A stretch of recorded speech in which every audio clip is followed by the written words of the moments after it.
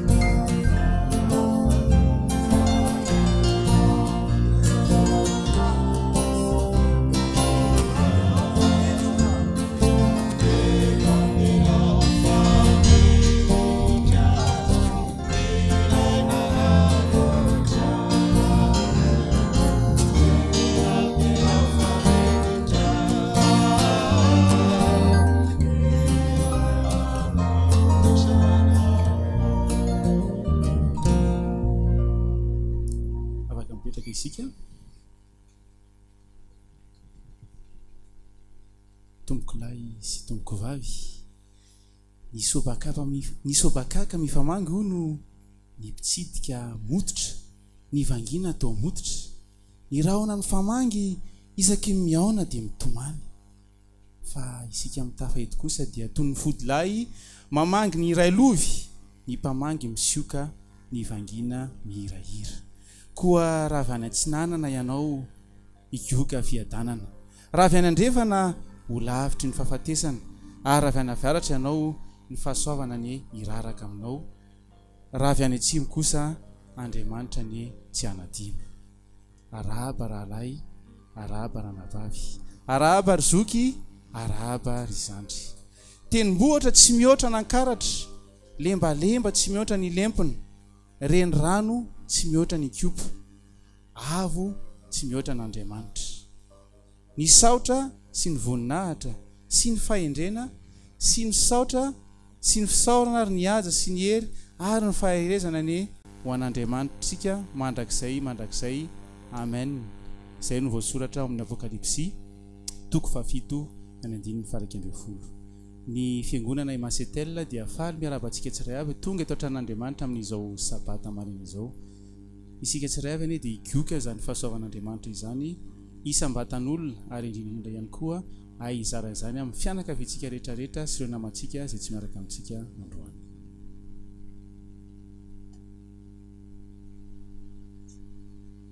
So tsika dia araka hitsangana ny hira à toi la gloire ô ressuscité.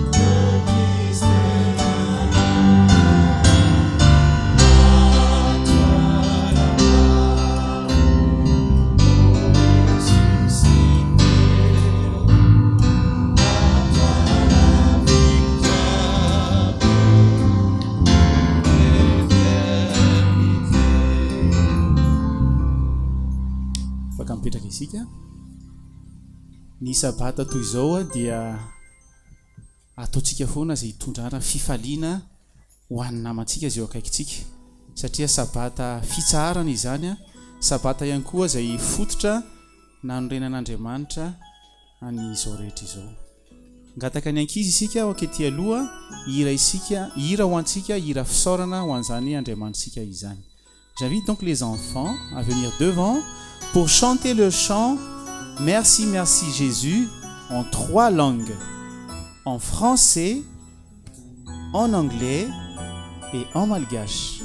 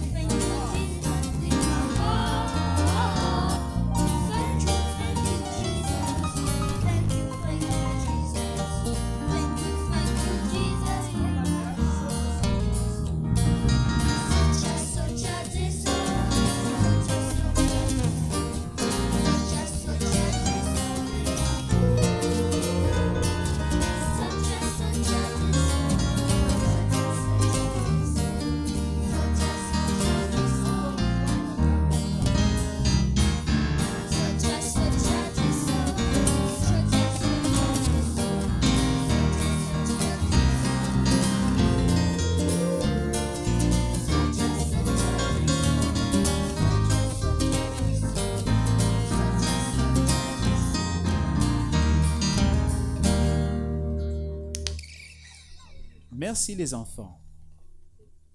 Vous pouvez rejoindre vos parents.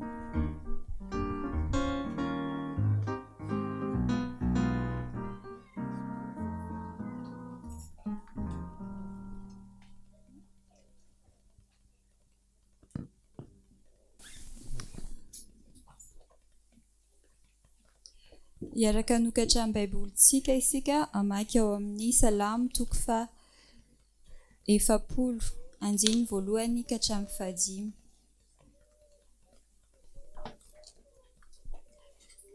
Salamo 70 andiny voalohany ka hatramin'ny fahadimy. Amin'ny anaran'i Jesosy, ho an'ny mpiventy hira, salamo nataon'i Davida. Niandry dia niandry an'i Jehova aho, ary nitodika nitsinjo ahy izy ka nandreny fitarainako. Dia nampakatra ahy avy tao amin'ny lavaka fandringanana izy, eny tamin'ny fotaka mandrevo. Ary mampitoetra ny tongotro teo ambony vatolampy izy ka mampijoro ahy. Ary nanisy firam-baovao teo ambavako izy, dia fiderana an'Andriamanitsika. Maro no ahita sy atahotra ary atoky an'i Jehova. Sambatra izay olona manao an'i Jehova ho tokony, ka tsy mivily ho naman'ny mpiavonavina na ny mpivadika ho amin'ny lainga. No amaronao ny fahagaganao sy ny hevitrao izay nataonao anay, Jehova Andriamanitro. Tsy misy azo ampitahaina aminao. Raha tiako ambara sy holazaina ireny dia indro maro loatra izy ka tsy tamboisaina. Amen.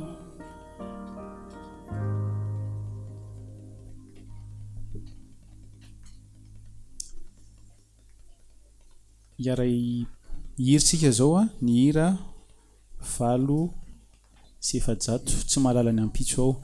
Aorinan'io hira io dia misy fotoana fohy zany ahafahantsika mijoro vavolombelona makety aloha, izy afaka makety aloha mijoro vavolombelona, na zay te hijanona eny toerana dia afaka mena azy koa ny fanamafisam-peo. Tsy mahalala ny ampitso ao.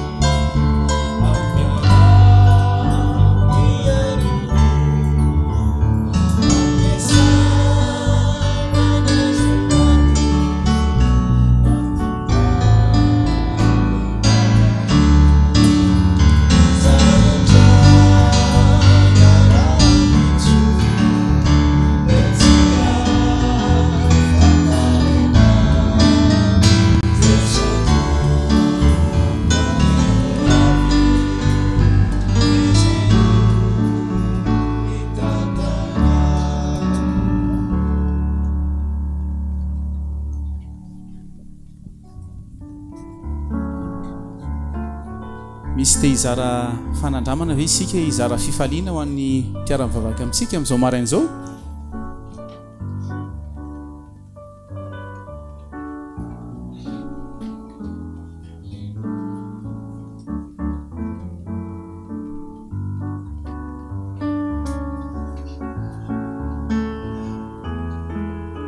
ideranao amin'ny foko rehetra ao Andriamanitra tompo anome voninahitra ny anaranao mandrakizay ao fa lehibe ny famindraponao amiko ary efa novonjerinao ny fanahiko tsy ho amin'ny fiaina tsy hita ambany indrindra.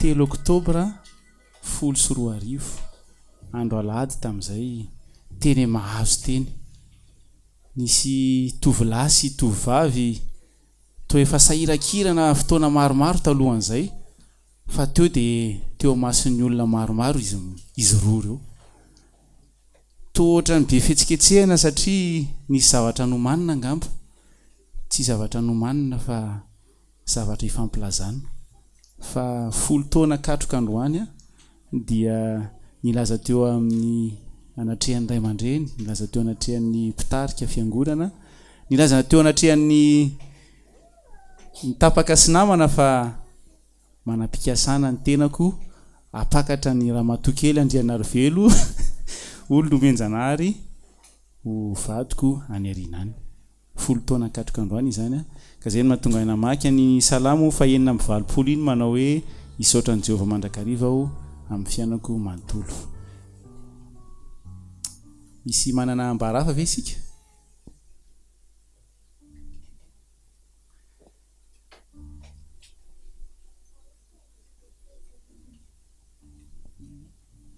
Eny ary hiratsika hira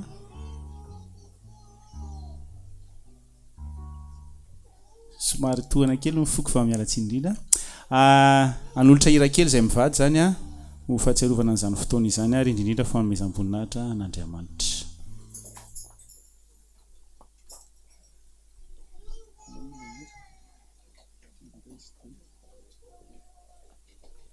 Toy ny hira vavaka izy ity hira ao anaty firana hira fantatsika ihany.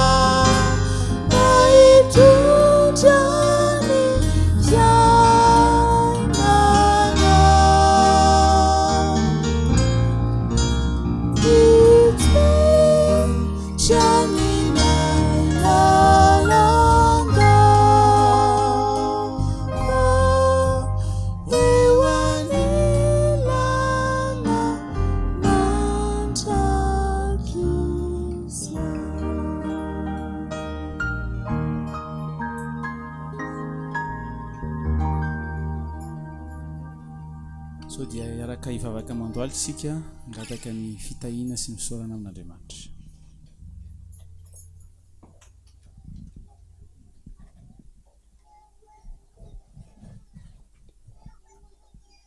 Iaraka ivavaka isika. Andriamanitra tompo ty anay io. Ankehitriny dia voreto ny vahoakanao. Tonga iankohaka aminao. Tonga hanolotra ny haja, ny dera, ny saotra ho anao. Satria anao tompo dia lehibe loatra ary tsy takatry ny sainay, tsy takatry ny eritreritray ny habehan'ny famindrapo izay omenao anay isan'andro. Koa raisy tompo ny haja, ny voninahitra noho izany fitiavana lehibe izay omenao anay izany.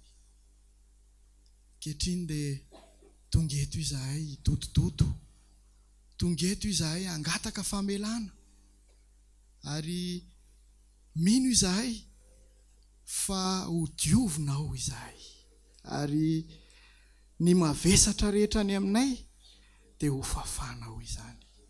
Tompo malalo, ianao nefa nyteny fa manatona makanesa ty amiko ianareo izay miasa fatratra sy mavesatra entana, fa izao no hanome anareo fitsarana.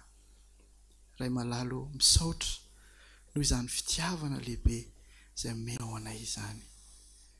Tonga eto ihany koa izahay manana olana maro samihafa, manana areti-tsaina, olana eo amin'ny asa, olana eo amin'ny ara-pitiavana, olana eo amin'ny tokantrano, olana eo amin'ny fiarahamonina, olana eo amin'ny aretina. Tompo, mangataka aminao izahay, sy trano izahay tompo. Diovy izahay, sy trano izahay. Ary mangataka aminao izay mba hoarovanao fomba manokana amin'ny alalan'ny asan'ny Satana izay etsy sy eroa manodidina anay. Ray malalo amin'ity androany ity ihany koa dia mangataka aminao izay mba hijery amin'ny fomba manokana ireo namanay izay tsy tafaraka aminay eto androany, na iza toerana misy azy ireny, na eny amin'ny fandriana, na eny amin'ny asa, na eny amin'ny fiainana. Ianao tompo hijery azy ireny amin'ny fomba manokana, hikasika azy ianao ary hitahy azy amin'ny fomba manokana. Ray malalo androany dia ndresaka tamiko i Angela ny amin'ny zanany.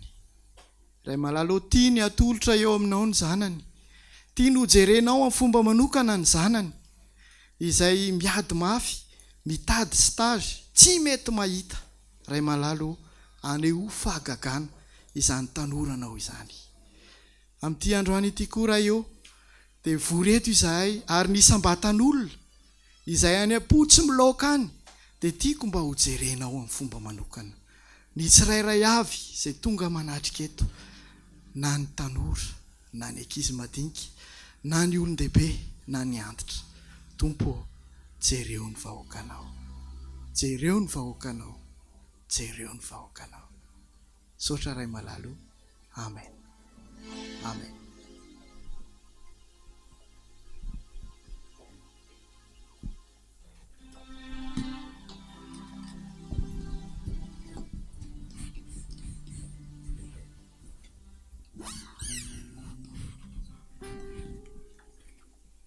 Nandalo herinandro isika tsirairavy izao. Iza tamintsika no nandalo fifaliana hoe atsangano ny tanana. Ray, roa, telo, efa mafeny telo toko masamandro isika malagasy, efatra. Iza amintsika indray ara nandalo fahasairanana. Ray, roa, telo, efatra. Ny ohatran'ilay telo toko masamandro ihany koa. Ny tiako tenenina amin'izany dia izao, tsika zanak'olombelona raha mbola eto ambonin'ny tany ozy izy dia tsy maintsy lena ihany, ary eto ambonin'ny tany tsy maintsy mbola solafaka ihany. Kanefa kosa isika dia manantongo satria manana Andriamanitra izay mpiaro mpamonjy antsika. Ny hira fiderana dia mandrava ny manda, ny vavaka manova zavatra, ny tenin'Andriamanitra manokatra ny fo. Zany rehetrarehetra zany ananantsika avokoa hoe tsika indray manatrika ny herinandro vaovao zay ho avy. Sorantsika Andriamanitra amin'izany ka dia anolotra azy ny rakitra sy ny ampafolony ho azy isika. Mandritra n'izany fotoana izany dia i Jonathan no andravaka ny fotoana fohy amin'ny fitenena zava-maneno, ary aorianan'izay dia i Axel sy Irina no hiaraka hivavaka ho antsika. Apportez à la maison du trésor toutes les dîmes, afin qu'il y ait de la nourriture dans ma maison. Mettez-moi de la sorte à l'épreuve, dit l'Éternel des armées, et vous verrez si je n'ouvre pas pour vous les écluses des cieux. Si je ne réponds pas pour vous la bénédiction en abondance.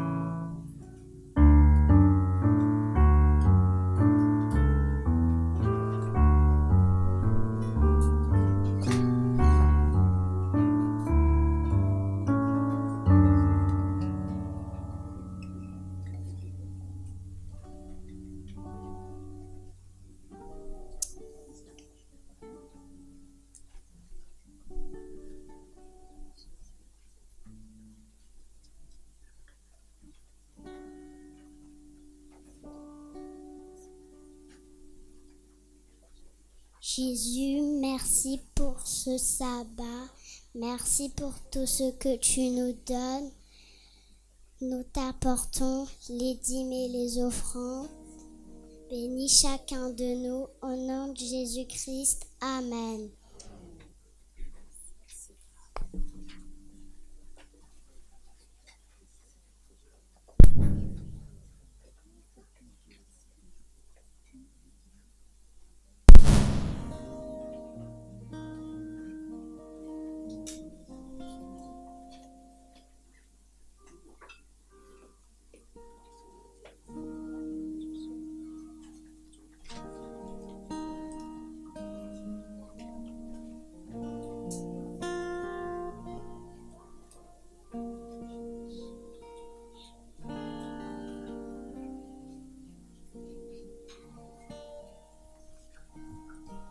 Iaraka nokatra amin'ny baibolitsika isika ao amin'ny Jaona toko 5. Jaona toko 5 ny andininy voalohany ka hatramin'ny 7 vakitsika amin'ny anaran'i Jesosy.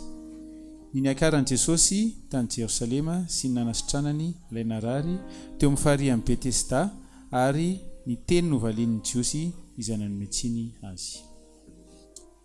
Rehefa afaka izany dia nisy andro firavoravon'ny Jiosy, ary Jesosy niakatra tany Jerosalema, ary nisy faria any Jerosalema eo akaiky ny vavahadin'ny ondry izay atao amin'ny teny hebreo hoe Betesda, misy fialofana 5. Tao no nandriny maramaro, ny jamba, ny mandringa, ny maty ila. Ary nisy lehilahy anankiray teo izay efa narary 70 taona. Raha mahita azy, mahandry Jesosy ka nahalala fa efa toy izany ela izy, dia hoy izy taminy, teo sitrana vai ianao. Ary ilay marary namaly azy hoe, tompoko, raha itsehana ny rano dia tsy mba misy olona androboka ahy eto amin'ny farihy, nefa raha mandeha aho dia misy olo-kafa misongona aho eo alohako. Hoy Jesosy taminy, mitsangana, ento ny fandrinanao ka mandehana. ary niaraka tamin'izay dia sitrana ray lehilahy ka nitondra ny fandrinany dia lasa nandeha ary sabata izay andro izay.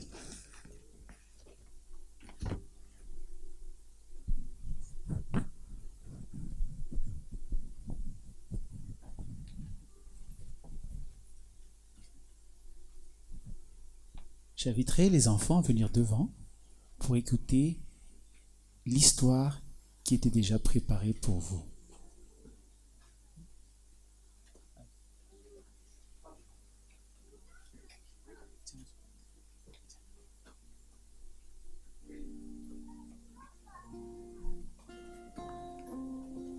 Bonjour les enfants, bonjour les grands. C'est comme vous voulez, hein. Soit vous venez ici, soit au deuxième banc, il y a de la place, soit vous restez aussi avec vos parents, c'est pas grave, d'accord? Un jour, la maman de Mario était arrivée chez elle et puis elle a vu quelque chose de bizarre. Et puis elle a dit, mais Mario, c'est qui a mangé cette pomme? Et puis Mario a dit, oh, mais c'est moi, maman. Mais pourquoi t'as pas fini? Il ne trouvait pas la réponse. Et Mario, pourquoi? T'as tout mangé le chocolat blanc? Regarde, il ne reste que peu, juste 3 morceaux. Et pour ta sœur, tu n'as pas laissé? Il n'a pas trouvé la réponse. Et en plus, le chocolat au lait aussi.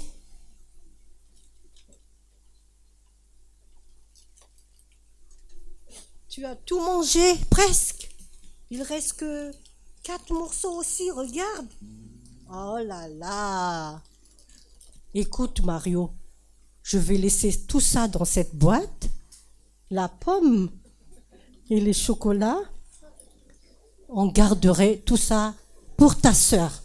Et ne touche pas, hein. Surtout ne touche pas parce que je vais partir au jardin et tu ne toucheras pas, d'accord? Et Mario,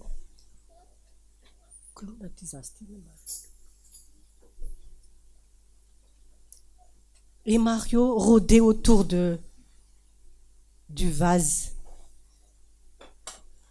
Il regardait à droite, il regardait à gauche, il disait, mais moi j'ai encore faim, moi.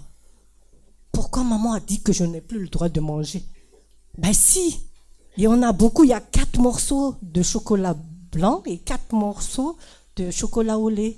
Ben je vais en prendre, je laisserai 2 pour ma sœur, c'est pas grave. Et puis, en fait, la pomme n'est pas encore tout entièrement finie, donc je peux encore manger quelques bouchées. Et Mario a commencé à prendre.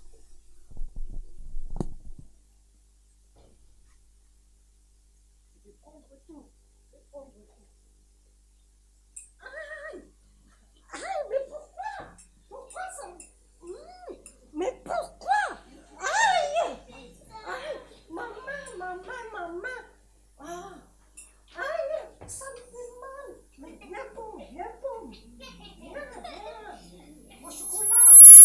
Ah! Mais pourquoi? Mario, qu'est-ce que tu fais? Maman, je n'ai pas fait exprès. En fait, mais lâche ta main si tu veux sortir quelque chose. Mais non, j'arrive pas, regarde, j'arrive pas. En fait, il ne veut pas tout lâcher, il veut tout prendre. Il était emprisonné parce qu'il veut tout voler. Et ça, c'est pas bien. Devant Dieu, des fois, on fait comme ça aussi. On est malade. On veut tout et on veut rattraper tout pour nous seuls, on ne veut pas partager et on est emprisonné de nos péchés. Et ce paralytique qu'on a lu tout à l'heure, il était emprisonné aussi, peut-être de son péché, mais de sa maladie. Mais Jésus est venu le délivrer. Il faut écouter la voix de maman, la voix de Jésus, si on veut être libéré. Voilà les enfants.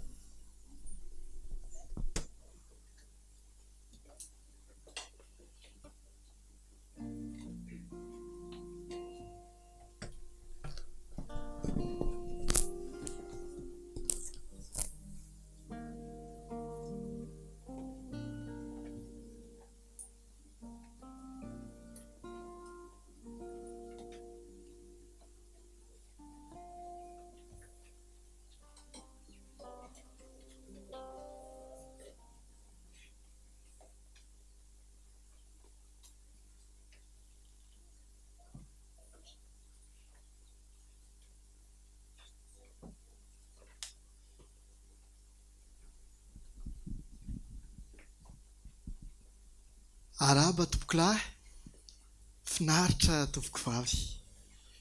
Faly indray tafaraka amintsika eto amin'ity sabata ity.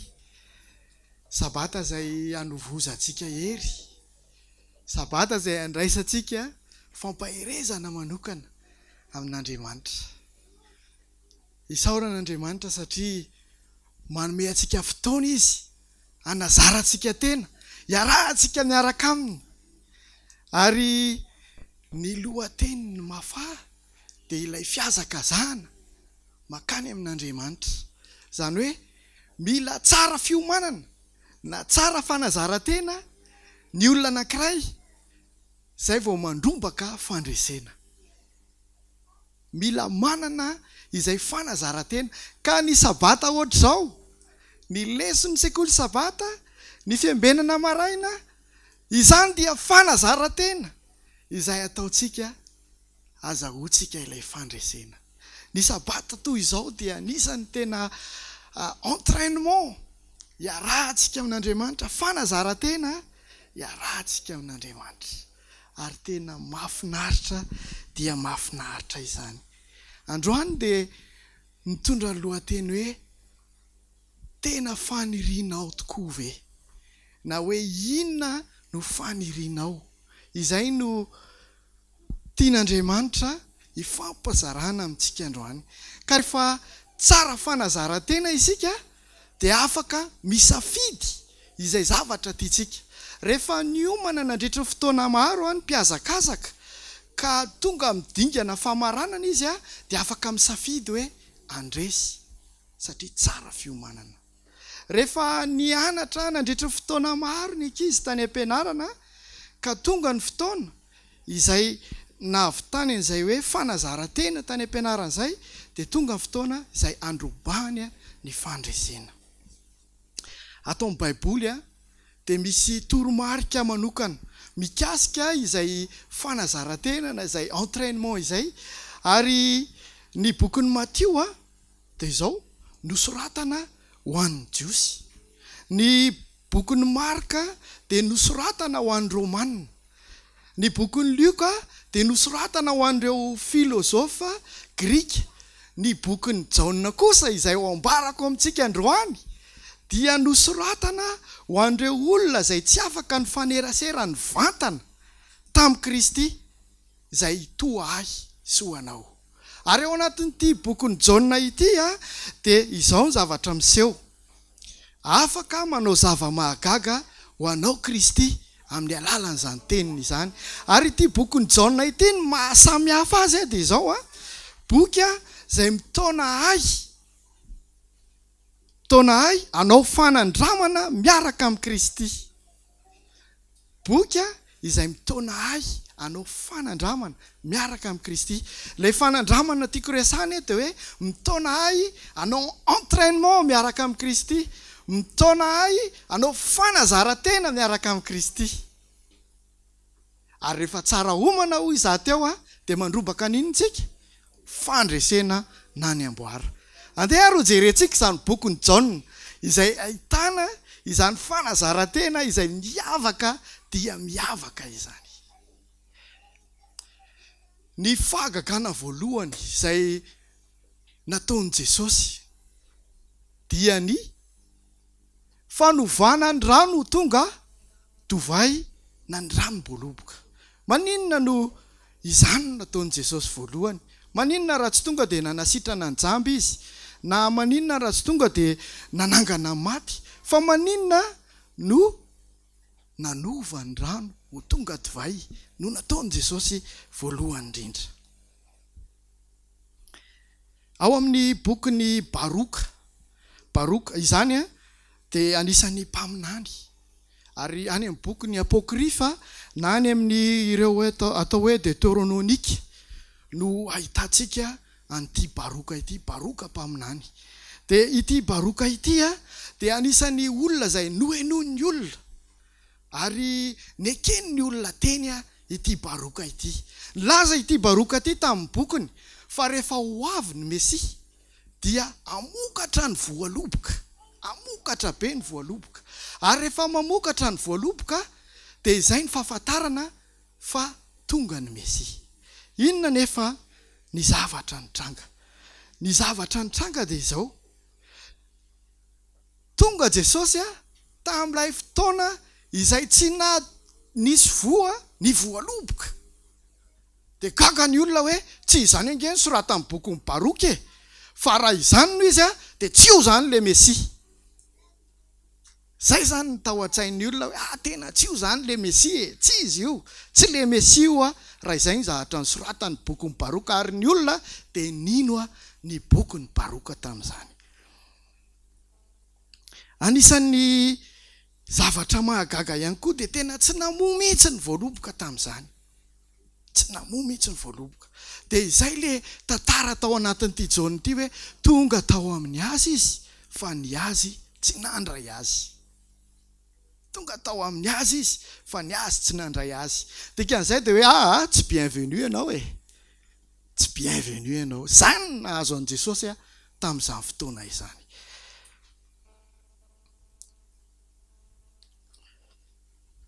Dia ahoana ozy izy Jesosy? Na mamoa ny voaloboka na tsy mamoa dia izaho no Mesia. Ary porofoko aminareo amin'ny alalan'izany fahagagana voalohany izany ny maha Mesia anahy. Dia inona ny zavatra nitranga? Inona ny zavatra nitranga teto? Nalaina ny siny fenona rano ary lasa divay. Talohan'izay aloha dia izao, lesona voalohany azontsika tsoahana dia izao: raiso ho mpamonjy, raiso ho Mesia ny tenanao Jesosy. Jereo nge fa ireto olona ireto tamin'izany dia tena tsy nandray an' Jesosy ho Mesia noho ny voaloboka e. Lesona voalohany, raiso ho Mesia ny tenanao Jesosy. Rehefa nalaina ary ny siny anankifiry tamin'izay, siny enina. Ny siny anankiray dia misy fandrefesana 2 na 3, ary ny fandrefesana ray dia 400 litatra. Zany hoe ny siny anankiray zany dia misy 20 litatra. Zany hoe manodidina ny 700 litatra zany ny rano navadiky Jesosy tonga ranom-boaloboka tamin'izany fotoana izany. Lesona faharoa: inona ny fiainanao no tiany Jesosy ho fenona ary ovana? Lesona faharoa: mameno ny banga ny fiainanao Jesosy, fa inona amin'ny fiainanao no tiany Jesosy ovana na ho fenona? Rehefa mifenona rano ireto siny dia feno ranom-boaloboka. Toy izantsika ny tantara avy eo. Lesona fahatelo: nizara antokony olona, ny olona tamin'izany fotoan'izany antokony olona 3. Ny antokony olona voalohany dia ireo zay tena tsy nino hoe Jesosy dia Mesia. Ny antony dia izao: satria hitan-jareo niara-ny lalao tamin'ny zanany Jesosy tamin'izany. Io ange le zanak'i Josefa le teo an-tanàna e, komaonina no io no lazaina fa Mesia? Josefa mpandrafitra e, maninona no lazaina fa Mesia io? Ireo antokony olona voalohany ireo dia nanda tsy nino an' Jesosy. Ny antokony olona faharoa indray, ny antokony olona faharoa dia ny fahagagana izay nataon'i Jesosy no raisiny, fa Kristy no laviny tsy ho Mesia. Ireo olona ireo ilay olona 5,000 nomena mofo 5 sy hazan-drano 2, nitondra mody, nanao tany anaty kitapony sy poketra an-tany, voky ny osanosana. Ireo olona ireo no niteny hoe omboy izy. Ny fahagagana nataon'i Kristy ny raisiny fa Kristy no laviny. Ireo olona ireo, ny havan'ireo olona ireo, ilay nisotranin' Jesosy, ilay nampahiratra ny dramba, ilay nanangana maty ny havan'ireo, ireo ihany no niteny. Ireo ihany no niteny hoe omboy izy. Izay ny karazan'olona faharoa. Ary ny karazan'olona fahatelo izay vitsy anisa vitsy anisa. Ireto vitsy anisa ireto a dia nino fa Kristia no Mesia. Lesona fahatelo a aza variana amin'ny fahagagana fa aoka isika ho variana amin'ny Kristy ilay mpanao ny fahagagana. Aza variana ny fahagagana fa aoka isika ho variana amin'ny Kristy ilay mpanao ny fahagagana. Tsy hoe manaraka ny Kristy aho mba hahazo fahagagana, fa manaraka ny Kristy aho ilay mpanao ny fahagagana. Tsy hoe mandinika ny tenin'Andriamanitra isan'andro aho mba hahazo fitahiana, fa mandinika ny tenin'Andriamanitra mba hifanerasera amin'ilay mpanome fitahiana. Ity bokin'ny Jaona ity ry havana araka ny resahako tamin'ny voaloha teo, dia manampy antsika mba hanao fanandramana amin'ny Kristy.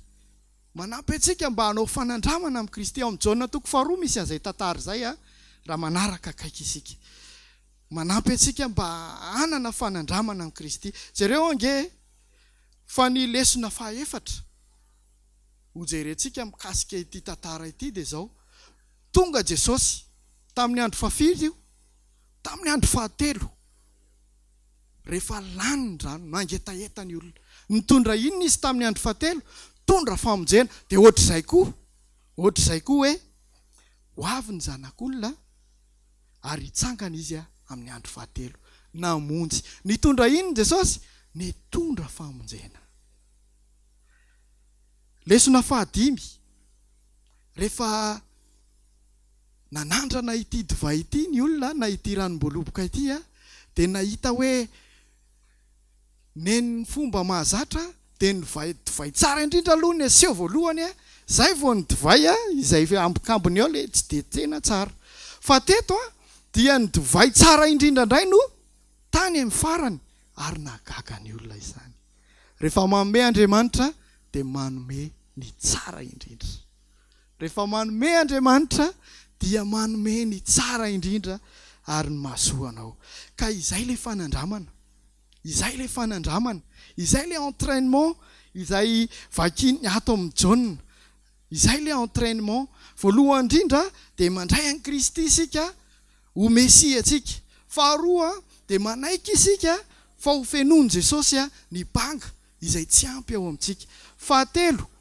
Fahatelo dia aza variana amin'ny fahagagana izay hita ety ivelany, fa variana amin'ny Kristy ilay mpanao ny fahagagana. Fahaefatra,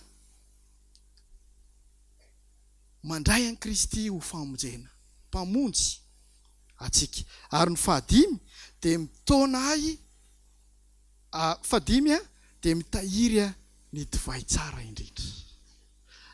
Mahafinaritra ry havana fa izany ny drafitra ataontsika ao anatin'izay hoe manana fanandramana eo amin'ny Kristy. Rehefa any amin'ny toerana am-piasana ka mitady olona vaovao, ireo recruteur, ireo mpampiasa, dia ozy hoe inona fanandramana efa nananao, dia jereny eo daholo fa mana expérience ato izy, expérience ato. Amin'Andriamanitra koa dia mila an'izay fanazarantena zay. Mila hitan'Andriamanitra ny fiarahantsika amin'Andriamanitra isan'andro, ny fandehanantsika miderana azy etỳ amin'ny fiangonana, ny fandiniantsika ny tenin'Andriamanitra isan'andro. Izany dia expérience izay takian'Andriamanitra amintsika ary tian'Andriamanitra hiainantsika zanak'olombelona. Tian'Andriamanitra hananantsika zanak'olombelona. Tian'Andriamanitra ny anana fanandramana hiaraka aminy isika. Androany dia nilaza teo hoe rehefa manana n'ilay fanandramana isika, ilay expérience, dia afaka miteny amin'izay hoe tia ny zavatra tiako. Ary mipetraka amin'izay le izy hoe inona no fanirianao. Rehefa ampy ny entraînement anao dia manontany Jesosy hoe inona amin'izay ary ny fanirianao inona amin'izay ny zavatra tediavinao. Dia tantarao ao daholo. Rehefa mianatra ny lesona sekoly sabata ianao, mandinika ny tenin'Andriamanitra ianao, ampy fanazarantena ianao, dia antanin'Andriamanitra amin'izay ianao hoe inona ny tianao. inona ny zavatra tetavinao. Dia izy ny tenin'Andriamanitra hoe fakatsao aloha, fakatsao aloha, ny fanjakany sy ny fahamarinany dia hanampy anao izao rehetra izao. Miantso antsika isan'andro Kristy, manontany izay ilayntsika izy, manontany izay faniriantsika izy, ary te hafantatra ny fahantsoram-pontsika izy. Tadidinao ve ilay tantara izay nivakiany rahalahy Zinao teo, ilay tantara izay misy ity lehilahy izay efa naharary nandritra ny 80 taona, marary ny paralysisy, ny aina tao anatin'ny nangidy, ary nitady fahasitranana teto amin'ity atao hoe Betesda ity, izay midika hoe trano ny famindrapo. Tonga teo ity lehilahy ity ary isaky ny mihetsika ilay rano, dia izay tonga voalohany ao anatin'izany rano izany no sitrana tamin'izany fotoana izany. Tamin'izay indrindra no tonga Jesosy. Tamin'izay indrindra no tonga Jesosy nandalo. Petraka amin'ny fanontaniana eto hoe fa naninona no zay vao tonga Jesosy? Nandritra izay 80 taona zay ve tsy nivavaka mihitsy ity lehilahy ity? Naninona no zay vao tonga Jesosy anasitrana azy? Ary matetika tsika dia manao an'izay fanontaniana izay koa. Maninona izahay no avelanao hijaly Andriamanitra? Efa tena mafy tsy zakanay izany. Maninona izay ny avelanao mijaly? Nefa ianao eo ihany. Izay no nahazo an'ity lehilahy ity tamin'izay fotoana izay. Ny valiny dia izao, Andriamanitra dia tonga amin'ny fotoana mety indrindra. Tonga amin'ny fotoana izay tena mety indrindra Andriamanitra. Antanio amin'ny mpanao mofo izany raha tsy haintsika. Ny mpanao mofo dia izao, rehefa mampiditra ilay mofo ao anaty lafaoro izy dia izao, ny amoahany an'iny mofo iny dia amin'ny fotoana mety mihitsy. Sa tsy izany sata? Satria raha aloha loatra ny amoahana ilay mofo dia maninona ilay mofo? Manta ilay mofo. Raha aoriana loatra ny analana an'ilay mofo dia maninona ilay mofo? May ilay mofo. Dikan'izay amin'ny fotoana mety no ahatongavan'Andriamanitra. Tamin'ny fotoana izay mety no nahatongavan'Andriamanitra namonjy ity ranamana ity. Tamin'izay fotoana izay dia nanontany Jesosy hoe ahoana? Te ho sitrana va ianao? Te ho sitrana va ianao? Fa nga tsy fantatr'Andriamanitra fa olona efa ela izy ny teo nitady fahasitranana. Maninona no apetrak'Andriamanitra aminy indray zany hoe te ho sitrana va ianao? Ry havana, ny antony izany fanontaniana izany dia izao.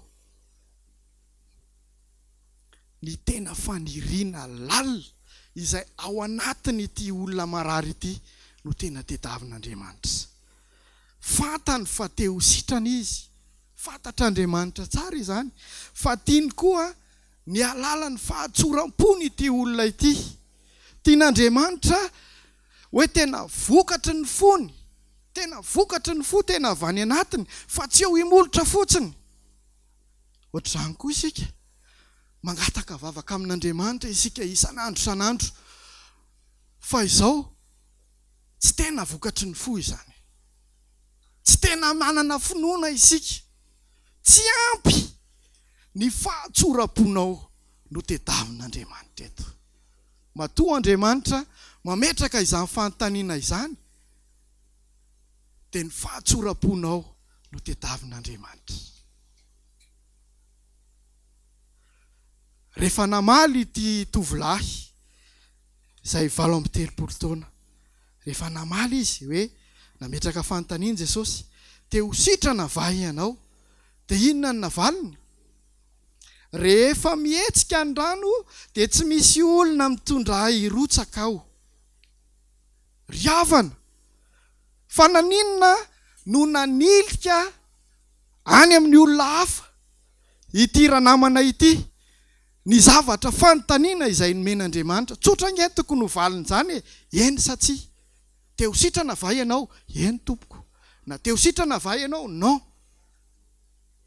fa eto a dia na iliny taizandray ilay olana na iliny a hoe tsisy olona mibata azy a hiditra ao anaty rano.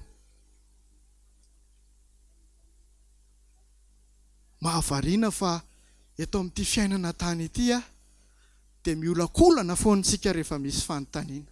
Ary isika malagasy a no tena spesialista amin'izay zavatra izay. Anontaniana hoe masaka ve vary?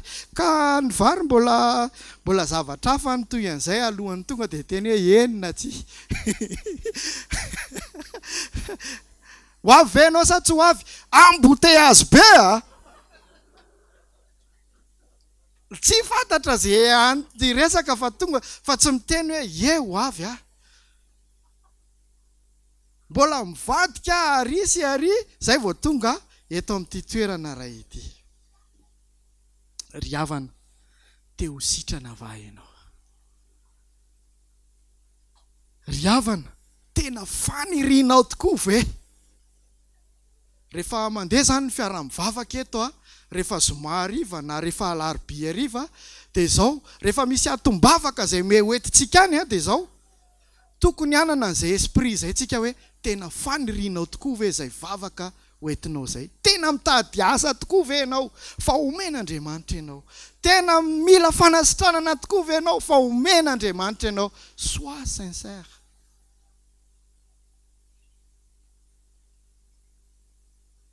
Ry havana, na dia teo aza izany valiteny izay amin'ny maha olombelona izany. Na dia teo aza izany valiteny izay amin'ny maha mitafy nofo ao mandray izany, dia inona navalin' Jesosy? Mitsangana. Mitsangana. Mitsangana. Dia tamin'ny maraina nianatra fa natory moa ilay zanako hoe nampitsangana azy, mitsangana. Atsangan'Andriamanitra isika. Ninninona fahotana izay lalovantsika. Atsangan'Andriamanitra isika. Ninninona fahasarotana eo amin'ny fiainantsika. Ninninona zavatra tediavintsika dia atsangan'Andriamanitra isika. Atsangan'Andriamanitra isika. Na dia teo aza izany valiteny izay hita fa tsy ampy izany. Raiso ny tenin'Andriamanitra. Raiso ny tenin'Andriamanitra. Dia rehefa naharehany izany ity tovolahy ity a, dia nanino izy? Nitsangana izy. Dia ahoana hozy izy Jesosy? Betao ny fandrianao ka mandehana. Rehefa izany dia nanino izy? Ohatry ny hitako ery nitsangana izy a, dia nandeha, dia mibitabitaka, dia nandeha Jerosalema, dia nataony daholo ny zavatra rehetra tamin'izany satria faly izy. Leso nazo tsoahana koa eto dia izao hoe aza vela isy anakana ny hafalianao. Rehefa tonga ao aminao Jesosy a, dia avoay izany. Mijorova avolombelona. Rehefa tonga ao aminao Jesosy a, dia avoay izany. Mijorova avolombelona. Aza vela isy anakana ny hafalianao. Ry havana malala.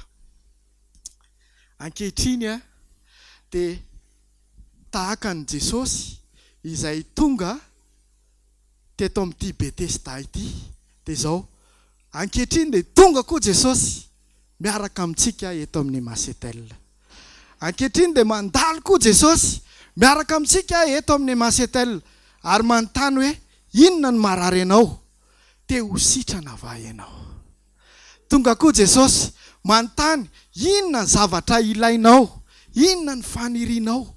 Fa miakatra eto an-tampon-tanàna ny Masetel Jesosy ankehitriny. Te fantatra izy inona ny problemanao?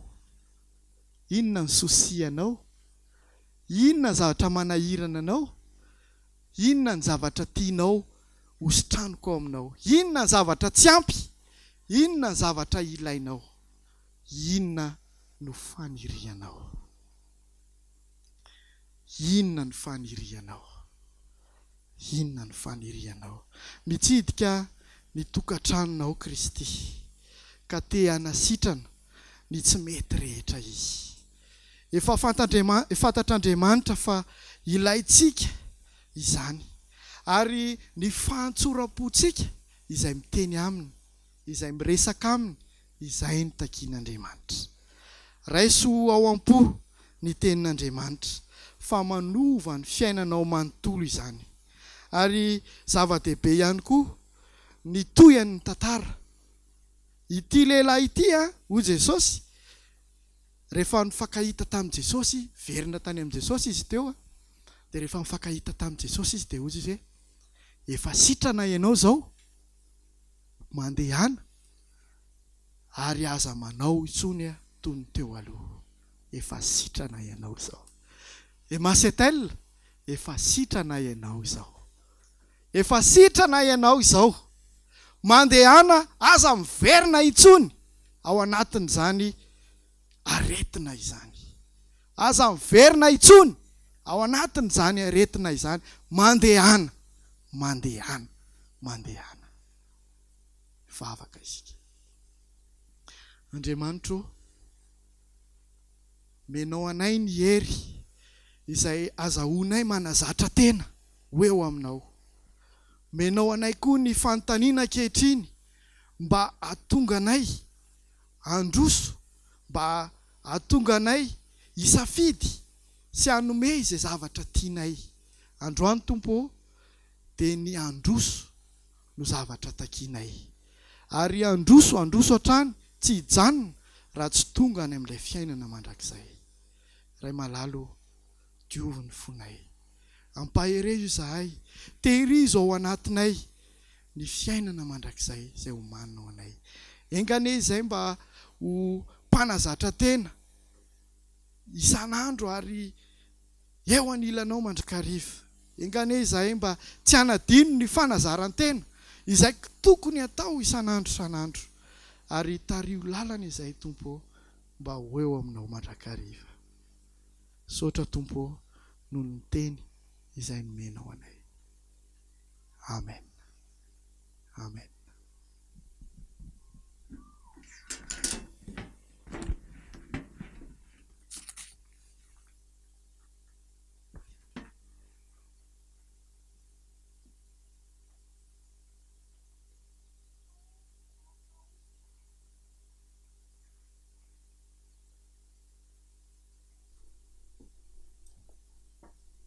Ao am-ponay izao ny fanantenana fa ho avy indray ilay tomponay. Ilay mpameno ny sinitsika no antenaitsika fa hifankahita amintsika rehefa tonga ilay fotoana. Ataontsika eo am-pitsanganana izany hira izany, ataontsika mavitrika.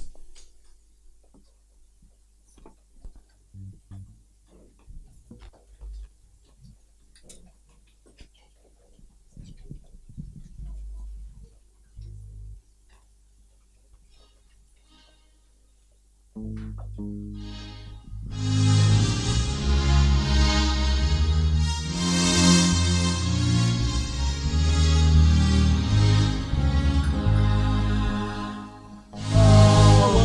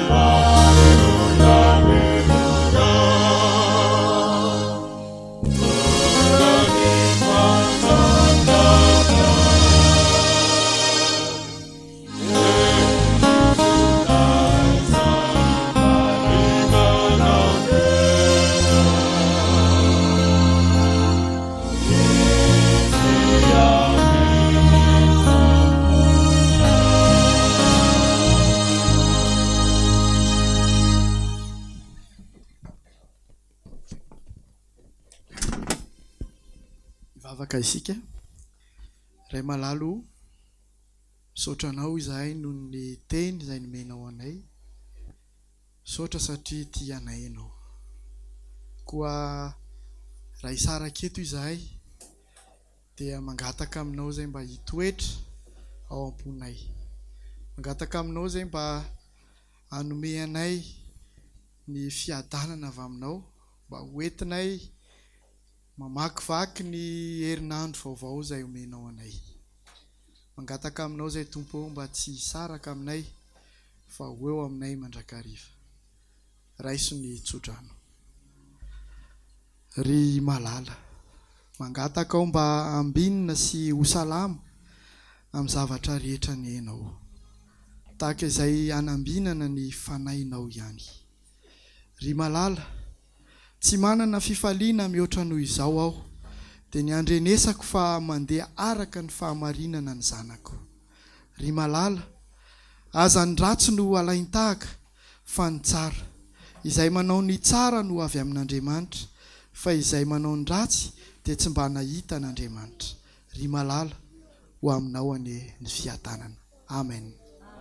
Amen.